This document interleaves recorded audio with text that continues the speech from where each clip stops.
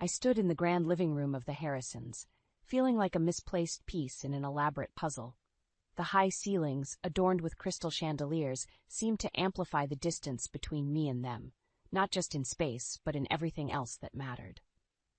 Victoria Harrison, my future mother-in-law, was the epitome of grace and poise, moving through the room like a queen amongst her subjects. But her eyes, sharp and discerning, had always lingered on me with an unspoken disapproval. I often wondered if it was my simpler background or something else about me that she found so distasteful. Michael, my fiancé, squeezed my hand reassuringly as if sensing my discomfort. He whispered, "Don't let her get to you, Emma. You're perfect as you are." But his words, though comforting, couldn't shield me from what was to come. As the evening wore on, the guests mingled, sipping champagne and sharing laughs. I tried to blend in, but my attempts felt increasingly futile.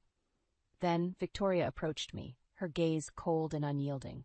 "Emma, dear," she began, her voice laced with feigned sweetness, "you must understand, some pieces just don't fit, no matter how much you want them to." Her words stung, more so because I knew what she meant. I wasn't like them, not in upbringing, wealth, or status, and in her eyes I never would be. I felt Michael's grip tighten on my hand, his jaw clenched. He had always been caught in the middle, torn between his love for me and the expectations of his family. As Victoria glided away, leaving her words hanging like a dark cloud, I realized this was just the beginning. The battle lines were drawn, and I was the unwanted soldier in a war I never wanted to fight. The engagement dinner for Charlotte, Michael's sister, was in full swing.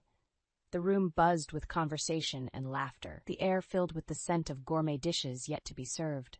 I tried to stay at the periphery, nursing a glass of wine, hoping to avoid any unwanted attention.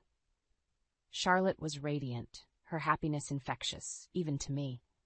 I couldn't help but feel a pang of longing, wishing for a moment of such uncomplicated joy with Michael. But our relationship was never just ours. It was always under the scrutinizing gaze of the Harrisons. As the evening progressed, the wait for dinner seemed to stretch endlessly. To pass the time, guests mingled, moving in and out of groups. I found myself in a conversation with Thomas, Charlotte's fiancé, and another gentleman I barely knew. The topic was innocuous, something about a recent art exhibition. When the other gentleman excused himself, Thomas and I continued our chat. He was easy to talk to, and for a brief moment, I forgot the eyes that constantly judged me. That was my mistake. Victoria's sister, Eleanor, saw us. Her eyes narrowed, and before I knew it, she was off, presumably to fetch Victoria. A sense of foreboding washed over me. Victoria approached us with a practiced smile that didn't reach her eyes. "What's so amusing here?" she asked, her tone suggesting that whatever it was, it couldn't possibly be appropriate. Thomas, oblivious to the undercurrents, cheerfully shared the topic of our conversation. But I could see in Victoria's eyes that she had already made up her mind about what she thought was happening. The evening spiraled from there. Victoria whispered to Charlotte, her words like venom, spreading doubt and suspicion.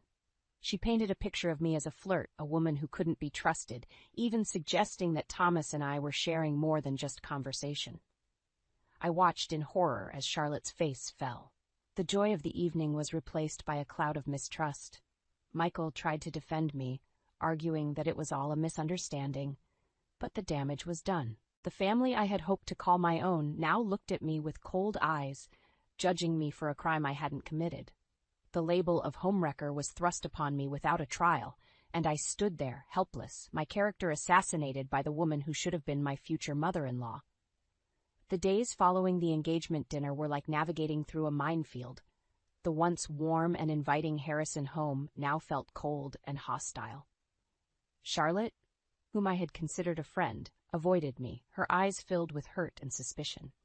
The rumor had spread like wildfire, not just within the family, but among our circle of friends. I was labeled a seductress, a woman who would stoop to any low to secure her place in the Harrison dynasty. Every polite smile, every friendly conversation I had ever had was now being reinterpreted through this malicious lens. Michael was my only solace during this storm. He stood by me, unwavering in his belief in my innocence. But even his support couldn't shield me from the glares and the whispers that followed me around. I felt isolated, a pariah in a world I had never fully been accepted into. The weight of the accusations bore down on me, crushing my spirit. I began to question myself, wondering if I had inadvertently given the wrong impression, if I was somehow at fault for this misunderstanding. Then came the message from Charlotte. She wanted to meet, just the two of us. A part of me dreaded the confrontation, but another part clung to the hope that I could somehow fix this, that I could make her see the truth. As I prepared for the meeting, I knew I had to tread carefully. Directly accusing Victoria of lying would only alienate Charlotte further. I had to be subtle, to help her see the pattern of manipulation that her mother was so adept at.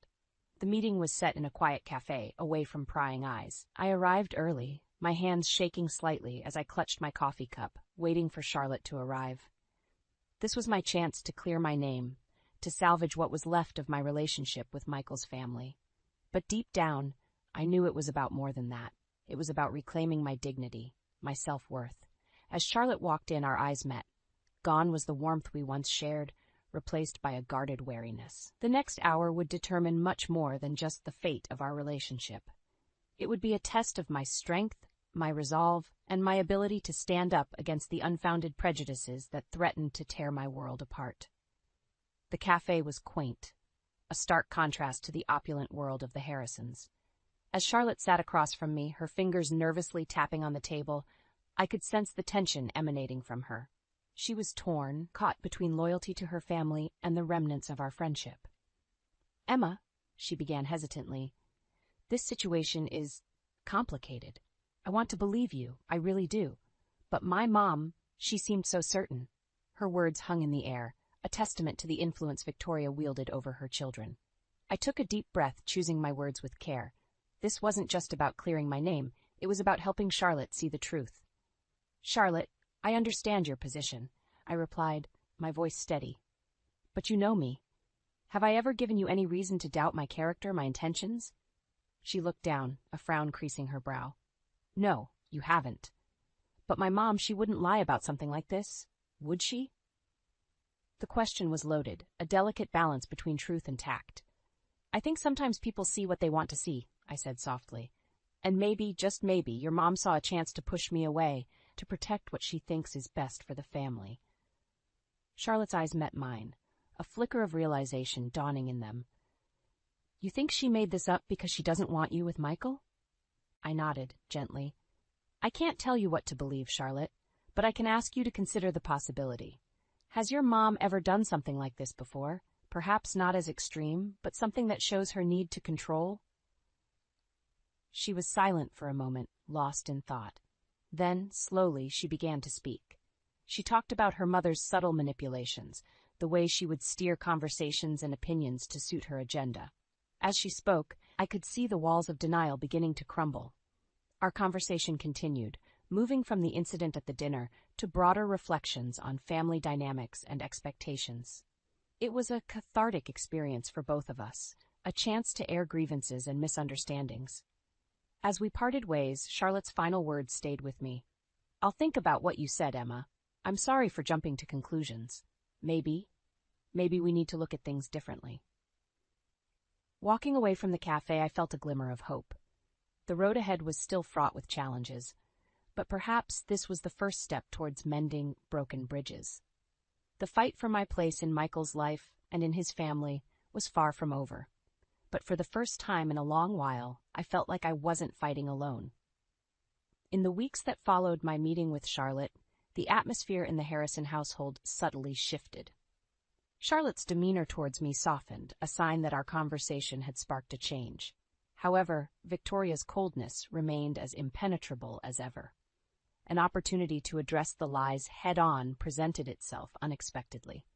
The Harrisons were hosting a charity event, and as Michael's fiancée, I was obligated to attend. I knew this event would be crucial. It was my chance to confront the situation without directly accusing Victoria. As guests mingled in the lavishly decorated ballroom, I found myself in a conversation with a small group that included Victoria and some of her close acquaintances. The topic of trust within families came up, a subject too apt to be a coincidence.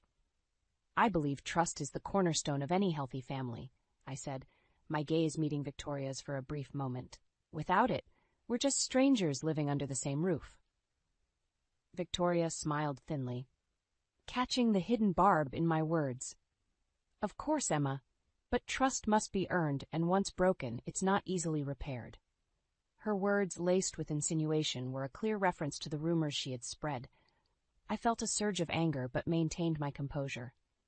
That's true, I replied evenly. But sometimes misunderstandings happen. What's important is being open to the truth, even if it's not what we initially believed. The conversation around us continued, but the message was clear. We were engaged in a silent battle, a war of words and implications. While I couldn't outright accuse Victoria without causing a scene, I had made my stance clear. As the evening progressed, I noticed a few guests glancing at me with curiosity rather than judgment. It seemed that the seeds of doubt I had planted were beginning to sprout. The truth was a powerful weapon, and I had wielded it with precision. But the victory, if it could be called that, was bittersweet. I knew that Victoria would not give up easily. The fight for my place in Michael's life was far from over. But I had made a statement that night. I wasn't going to be a passive victim in Victoria's game of manipulation. As Michael and I left the event, his hand in mine, I felt a renewed sense of determination. The road ahead would be challenging, but I was ready to face it head-on. The lies and deceit would eventually unravel, and when they did, I would be standing strong, vindicated by the truth. Time has a way of unraveling the most intricate of lies, and, in the weeks that followed the charity event, the undercurrents within the Harrison family began to change. My relationship with Charlotte had improved significantly, and through her, I started to see a shift in the family's perception of me. It was at a casual family gathering where I felt the first real signs of change. The atmosphere was lighter, and conversations flowed more freely. I was cautiously optimistic, but still acutely aware of Victoria's lingering disapproval. During the gathering, I had a chance to speak with some of the family members who had initially been swayed by Victoria's narrative. As we talked, I realized they were seeing me in a new light. There were no overt apologies, but the change in their demeanor was apology enough. What surprised me most, however, was a conversation with Michael's cousin, James. He pulled me aside, his expression serious. "Emma, I need to tell you something," he began. "I overheard my Aunt Victoria talking to Eleanor a while back. They were plotting, saying things about you, about how to keep you away from Michael." His revelation was a shock, yet not entirely unexpected. It was the confirmation I needed, undeniable proof of Victoria's manipulations. "Thank you for telling me, James," I said, my mind racing with the implications of this new information.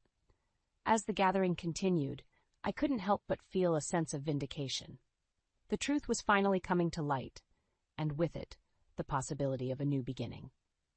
But I also knew that this revelation would have its consequences. Later, in the privacy of our home, I shared James's revelation with Michael. He was furious, his sense of betrayal by his mother palpable.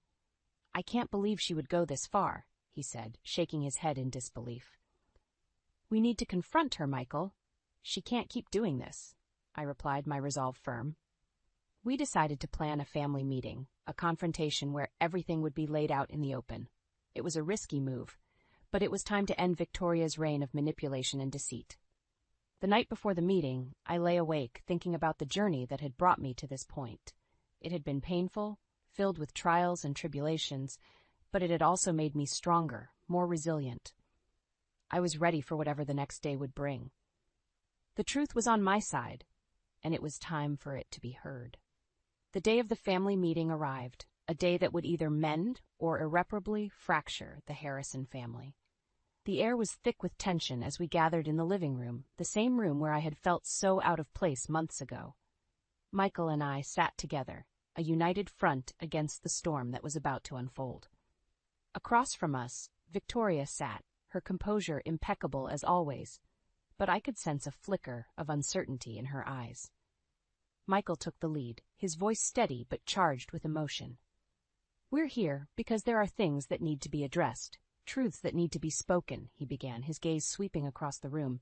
"Emma has been accused and judged unfairly, and it's time we clear the air."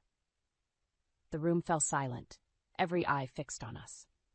I took a deep breath and shared James's revelation, the words heavy with the weight of betrayal. As I spoke, I watched Victoria's facade crack, her mask of aristocratic poise slipping for the first time. The reactions around the room varied. Some were shocked, others seemed to have expected such deceit. Charlotte looked at her mother, hurt and confusion written across her face. Victoria, now cornered, tried to defend herself. "I did what I thought was best for this family," she said, her voice trembling slightly. "You don't understand what's at stake." "It's not about the family, Victoria," Michael interjected, his disappointment clear. "It's about control, about you not accepting Emma." The discussion that followed was intense and emotional. Accusations and confessions poured out, opening old wounds but also paving the way for healing. Victoria, once the puppeteer, now looked diminished, her schemes laid bare for all to see. As the meeting drew to a close, there was a sense of catharsis in the room. Some bridges were mended, while others remained fragile. But the most significant outcome was the shift in how I was viewed by the family. The label of homewrecker was gone, replaced by a newfound respect and acceptance. Victoria's reign of manipulation had ended, her tactics exposed and denounced. It was a triumph not just for me but for the entire family, a chance to rebuild on a foundation of truth and understanding. As Michael and I walked back to our car, he wrapped his arm around me. "I'm proud of you," he said, his words filled with love and admiration. I smiled, feeling a sense of achievement. The road ahead would still have its challenges, but for now, I had triumphed over the lies and deceit. I had reclaimed my dignity, and in doing so I had changed the dynamics of the Harrison family forever. The seasons changed, and with them, the Harrison family slowly transformed. The engagement dinner that had once been a stage for scandal now seemed like a distant memory, a dark chapter come to a close. In the warmth of the Harrison home, once more gathered for a celebration, I couldn't help but reflect on the journey that brought us to this moment. The room was filled with laughter and conversation, a stark contrast to the events that had unfolded months prior. Charlotte, now married and happier than ever, shared a tender glance with Thomas, their unity unmarred by past rumors. Even Eleanor, once an unwitting accomplice in Victoria's schemes, approached me with a shy smile and a heartfelt apology. As for Victoria, the matriarch who had orchestrated so much pain, her presence was subdued. She was no longer the queen of her domain, but rather a spectator in her own home. Her attempts to regather the shattered pieces of her influence were met with a quiet but firm resistance from the family she had once controlled. Michael held my hand as we mingled, his pride in me evident in the way he introduced me to new faces and old friends alike. Our bond had strengthened in the crucible of his family's drama, tempered by the trials we had faced together. "Emma," he said, as we found a quiet moment by the window, "I can't believe we made it through all of this." I turned to him, my heart full. "We did it together," I replied. "And look at us now, stronger and more united than ever." The future that lay before us was one of hope and possibility. The Harrisons, once a family divided by class, deceit, and manipulation, had begun to heal. For my part, I had carved out my place among them, not as an outsider, but as a cherished member of the family. As the evening continued, I found myself lost in thought. The struggles I had endured with the Harrisons had taught me more about myself than I could have imagined. I had learned to stand up for what was right, to fight against injustice, and to trust in the enduring strength of love. The final conversation of the evening was with Victoria, a moment I had anticipated with a mix of anxiety and hope. As we stood together, an unspoken truce settled between us. "Emma," Victoria said, her voice softer than I had ever heard it, "I was wrong about you." The admission was brief, a mere whisper against the backdrop of celebration, but it was enough. It was the epilogue to our shared story, an acknowledgement of change and the promise of a better tomorrow. The Harrisons would move forward, with me as an integral part of their legacy.